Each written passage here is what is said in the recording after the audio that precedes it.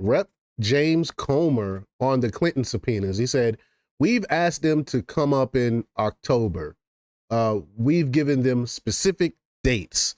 So I'm interested to see if the Clintons will actually show up to this. I'm sure they're going to find some type of way to weasel their way out of it, even though they have more than enough time to secure that date and clear their calendars for those days. But they're going to try to find some way to not have to show up to this. Can you imagine them having to answer questions pertaining to them on flying on Epstein private jet and then going to Epstein Island and all those things? Very interested to hear what Rep. James Comer has to say about it. But before we get started, go ahead and hit that like button. Share this out so we can get this information out there. Subscribe if you're not already a subscriber. And hit that alarm bell so you know when I'm putting out new stuff. Also, check out my link tree in the description. It has a link to my Patreon. That's where I talk about things that I can't talk about here. There's also a link to my Instagram and my X account, so follow me there as well. All right, so let's get into this news. Now, this comes from the Gateway Pundit, and they report that House Oversight Chairman Rep. James Comer was on Sunday Morning Futures with Maria Bartiromo to discuss topics including the Clinton subpoenas, the Russia collusion hoax, and Biden's mental decline. Let's get right to the clip and hear what he has to say about all of those things. Here we go. Committee, Kentucky Congressman James Comer. Mr. Chairman, good to see you. Thank you so much for being here. Good morning, Maria. I want to first talk about these subpoenas to Hillary and Bill Clinton. When are you expecting them to come in to testify under oath? We've asked them to come in October. We've given them specific dates. What makes these subpoenas special and historical is that they came as a result of a bipartisan vote. The Democrats made a motion, like we knew they would, to subpoena the Epstein documents, which Republicans support.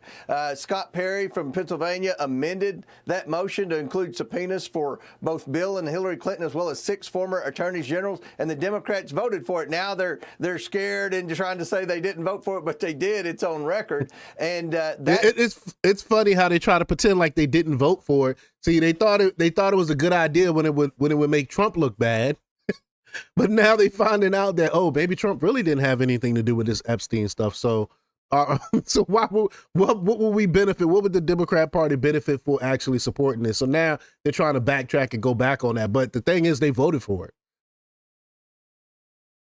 Helps us in court. If the Clintons try to fight this subpoena, which we presume they will, this subpoena came as a result of a bipartisan vote, which has never happened before in the House Oversight Committee. So we're looking forward to hearing from the Clintons. The American people want to know what went on Epstein Island. We know Clinton went there many times. We just want to ask Bill Clinton what he saw when he was there and who all was involved.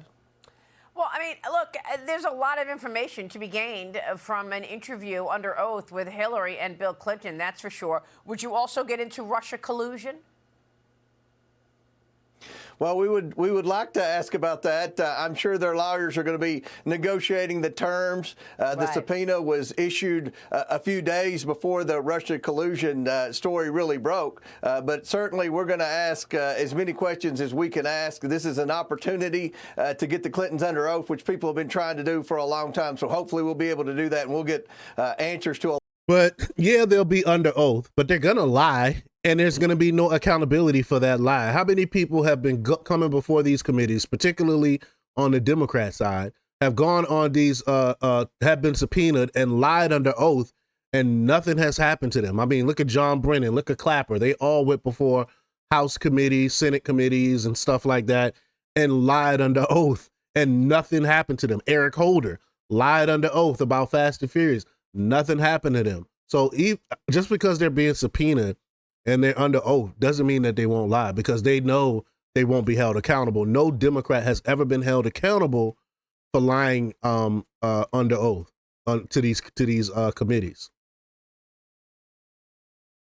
A lot of questions that the American people have. So you say that they're going to be fighting this. You think this is going to go through the courts? I would be shocked if it did not go to the courts. But again, one thing that stands out is this bipartisan vote. We've never had that. I've been chairman of the House Oversight Committee for a year and a half, Maria, and I've never lost a subpoena battle. This is the toughest battle that we're going to face is getting the Clintons in here. But again, that bipartisan vote, and I want to thank the Democrats on the House Oversight Committee for voting for that subpoena. Well, I mean, look, another tough battle that you've got in front of you is getting to the bottom of President Biden's 4 years in office. And what was going on there? I mean, it was all very simple and clear for everyone to see that he was, struggling in terms of his mental capacity and this use of the auto pen. Who was running the country for the last 4 years before President Trump? It was ruled by committee. Well, it looks like a very small inner circle of no-name unelected bureaucrats. They had a tight reign over Joe Biden. They didn't allow a lot of cabinet secretaries like Pete Buttigieg to have access to Joe Biden. They certainly didn't allow the White House press corps to have access to Joe Biden. When he did come out, he was very scripted. And what we've learned is that even when the American people realized after the Hur report and after the disastrous debate performance against Donald Trump that Joe Biden was in mental decline, his staff, we learned from Anita Dunn this week, made the decision not to give Joe Biden a cognitive test. Even when the American people were demanding a cognitive test, they made the decision, the ones who were running the country, that they were not going to give Joe Biden a cognitive test. And I think that is pretty overwhelming evidence that they feared what the results of that test would be. So Absolutely, they did. What do you think you will find out about who was running the country? I mean, after the Robert Hur interview was released, just a day or so later, we learned that Joe Biden had prostate cancer. But, I've got the Kevin O'Connor medical report in front of me right now. There's no mention of any mental decline. There's no mention of any prostate cancer. Why suddenly do we learn this after the Robert Hur tapes were released? They were looking for sympathy. Well, we've watched the Hur tapes, and they're a disaster. You understand watching the tapes why Robert Hur wrote that. I mean, that was scary. If Americans could watch that tape, and hopefully we can make that public, they would be concerned that this guy was president of the United States, had control of the nuclear football. But at the end of the day, with Dr. O'Connor, we deposed him. We brought him in for a deposition. He pled the fifth. We asked Dr. O'Connor, were you ever told to lie about Joe Biden's health? He couldn't answer that question. He pled the fifth to avoid self-incrimination. What we found about Dr. O'Connor is he declined doing a cognitive test. He supposedly said a cognitive test was not important, even though every president in my lifetime has taken cognitive tests. And we also believe that he supposedly did not check the president for prostate cancer. Every man over 50, including myself, I'm 52, takes a PSA test every time they get blood work done. So the story doesn't add up with respect to Dr. Connor. It reeks of a political cover-up, a cover-up of a president in declining health.